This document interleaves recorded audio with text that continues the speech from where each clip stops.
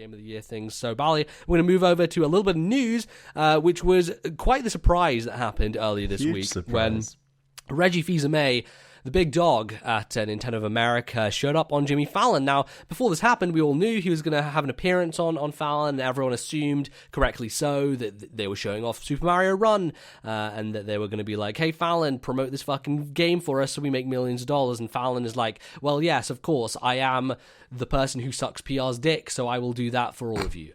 So he did his thing, did Super Mario Run, but curiously, Bally, under a question block in the center of the stage they're presenting, was something else, something that no one expected to happen. The first public reveal and kind of showing off of the Nintendo Switch with The Legend of Zelda Breath of the Wild running on it. What is your reaction to this having happened? Because I remember waking up, looking through Twitter while I was taking a dump in the morning, as I usually do, and being like, wait, whoa. They showed the Switch on Fallon? They showed the Switch? What's going on here? So how did you feel about that? It was super shocking, and you text me and you were like, have you seen the Fallon thing yet? I'm like, Fallon thing? What?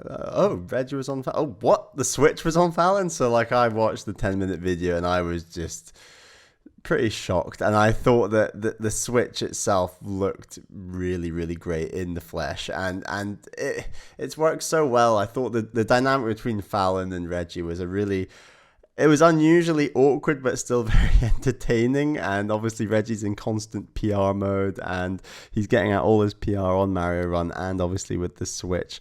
But it was really exciting just to see the Switch on such an elevated platform, like in terms of the media and everything. And I thought it did really well. I thought they conveyed the idea that you can play on the big screen or you can play on the system itself and take it with you on the go. Like, they conveyed that really well. I thought it rendered really well. It looked really good. And I think that I would argue a lot of people who saw that video are probably thinking, you know what, that Switch thing looks kind of cool. I'm intrigued to see how much it's going to cost. And it's at least, even if people aren't sold on it yet, they at least are aware of it. And that's something that I don't think the vast majority of people will have been just from the reveal of the Switch, which I think would have aimed far more at, people engaged in video games like us, for example, who are constantly on Nintendo's YouTube channel checking when stuff's coming. And I think that for a wider audience, it was a really good first experience of, hey, here's this new cool thing Nintendo did. They're the company that did the Wii, and here's their next thing. Are you interested? Maybe not, but here we go. Have a look. Totally. It was actually exemplified, I think, by the fact that when they pulled the Switch out of its dock and Reggie handed it over to Fallon, there was a gasp, a sort of like reaction from the audience that, oh my God, this is what this thing does. It transfers from the television completely seamlessly to this device that you can take anywhere with you. And people may have thought, is that like kind of, the crowd being told to woo at certain points? But I feel like it was actually a genuine reaction, because you think about kind of people who go and watch Fallon are not necessarily the kind of people who are going to be that keyed into what's going on in games and necessarily know what the Switch is. So I think like that as a legitimate surprise to people was impressive enough for them to be like, oh wow, this is really cool.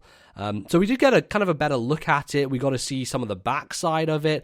Fallon, of course, was talking about like the kickstand and putting it out. He actually, and I think a lot of people are very cynical about Fallon because it's his job to sell products, to be a mouthpiece for celebrities and for companies and all that stuff. It's the whole premise of a late night talk show. If you want to get cynical about it, I enjoy watching them. I find them very entertaining. But the kind of enthusiasm he has for video games is actually, I think, more plausible than most other TV show hosts or late night hosts. He definitely seems to know what's going on. He kind of has a better knowledge than most people, and there is something legitimate about his excitement, as maybe overblown as it could have been. There was that GIF floating around of him at was it a baseball game? I don't exactly know what event, but there's this GIF basketball of him like excitedly describing the Switch with his hand gestures to someone else, and he's not being filmed there. That's just him on his own. I think there is it was a good choice, I think, to get it to Fallon, because he is someone who will evangelize these things, but also has kind of a real passion for them, and was kind of showing that when he said stuff about like, oh, I know, the whole story about Miyamoto and how he used to go out into the woods, and the Legend of Zelda was originally created because of his adventures outdoors. So I appreciate that, and I think it was smart to put him up there.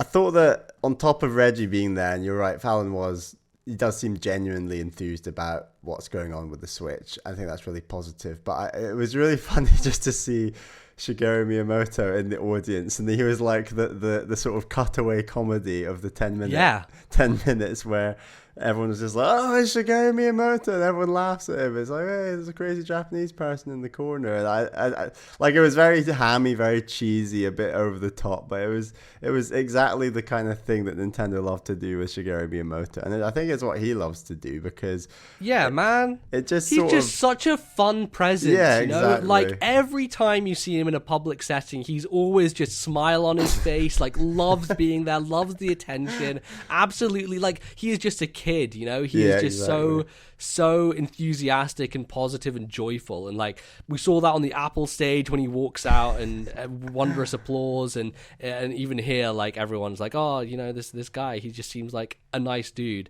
And I like the interactions back and forth about how he's doing like the thumb thing, where, like, you put it down and twist it upwards, and then the internet took to that and just made these amazing gifs of like reversing it and his thumb going down, and then like putting quotes next to it. Oh, it's so good. I love when that stuff happens. But yeah, it was really awesome to have him there and have Bill there as well. Do you think that they knew that those gifts were going to come with the whole thumb up, thumb down thing when they made it a big deal?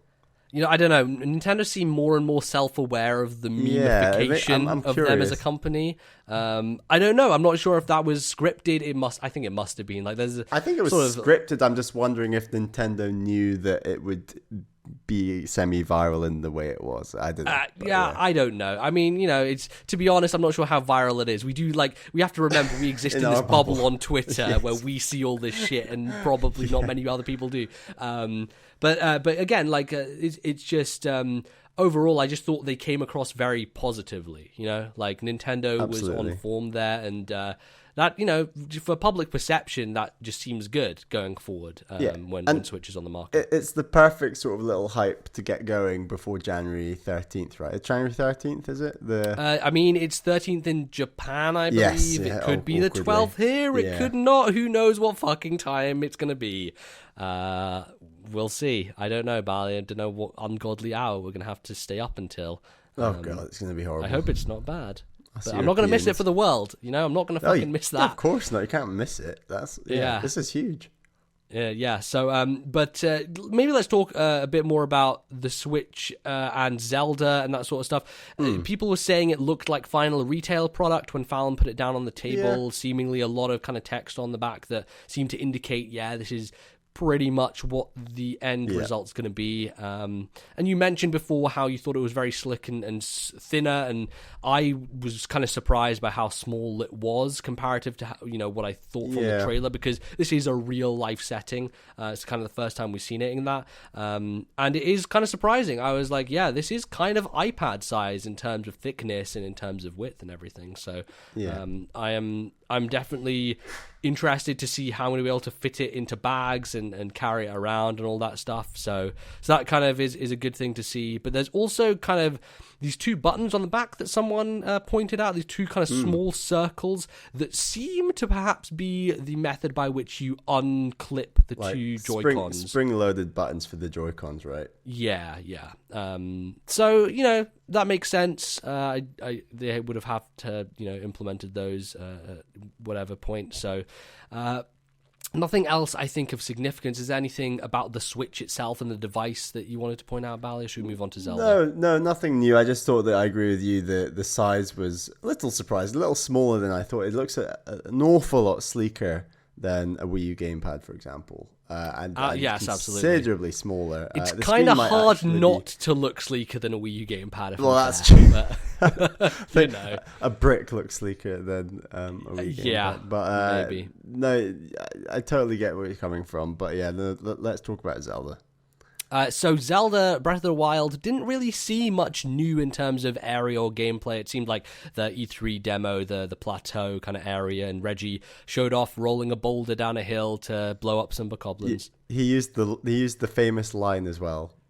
He said, what was the line? He said, you see all those hills over there, those mountains in the distance? You can go anywhere that you can see. And it's just like, oh, wow. Yeah. Nintendo just 15 years behind when it comes to... just a little late to the party on that one. Late to the party. A little bit. But still, it's cool in Zelda, and we've talked about this before, but yeah. As we said, Reggie in full-blown PR mode. Of course he's going to say that. It's going to bring out that line. But yeah, in terms of the place and the setting, didn't seem like much was different. But man, those barrels exploded, and there was no slowdown. Frame rate seems to be looking pretty good on this Switch version of Zelda. How are you feeling about the performance, Bally? Because they undocked it, and we didn't get the greatest look at the kind of over-the-shoulder when Fallon was playing it on the screen itself.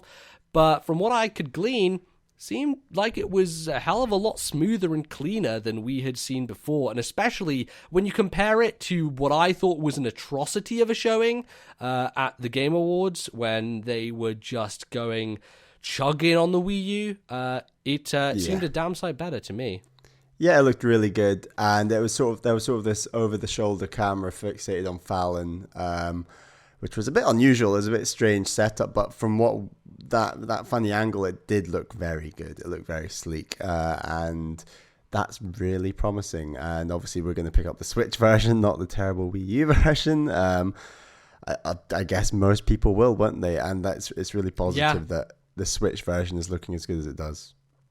Totally, yeah. It maybe indicates the power of the Switch that there's not really discernible graphical differences. But for me personally, I would take a smooth frame rate over high resolution textures any day of the week.